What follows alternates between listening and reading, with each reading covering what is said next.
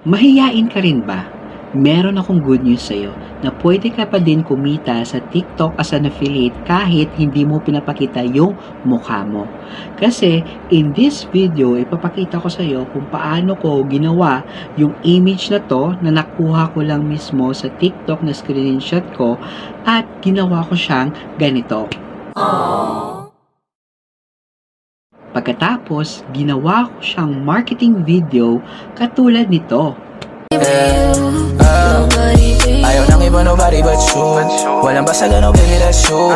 Kung ano man ang mga gusto natin sa isa't isa, nabibigay natin na walang excuse. Di ako kalaban baby, let loose. Very simple lang guys na kung saan gumamit ako ng AI tool na kumita na ako ng ganito. And by the end of this video, isi-share ko sa iyo kung paano step by step kumita gamit lang yung AI tool na to. Okay?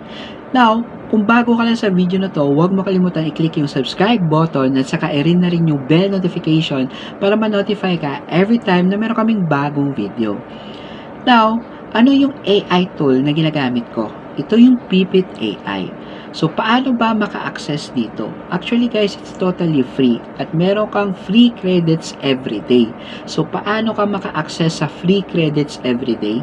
I-click mo yung link na sa comment box below. Okay? Tapos, mapupunta ka sa page na to. Okay? Tapos, i-click mo lang yung start for free. Tapos, pumili ka dyan ng account na i-register mo. It's either TikTok, Facebook, or Gmail.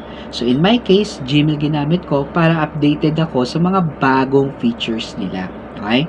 So, next, mag-login na tayo.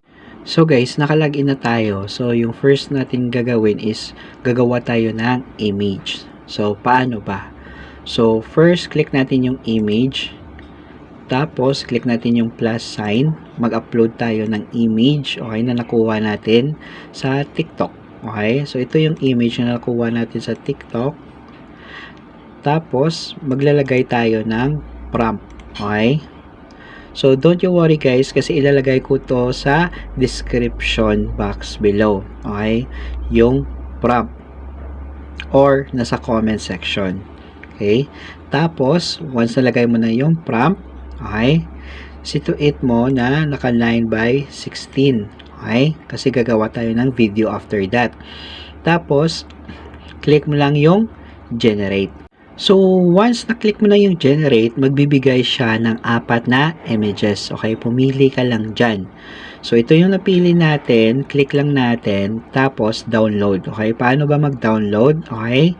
So, dapat without watermark ang pipiliin natin, tapos click lang natin yung download. So ayan guys, nakagawa na tayo ng image. Ngayon, gagawa na tayo ng video. Okay? So all you have to do, click mo na yung plus sign, tapos i-upload natin yung image na nagawa natin. Okay?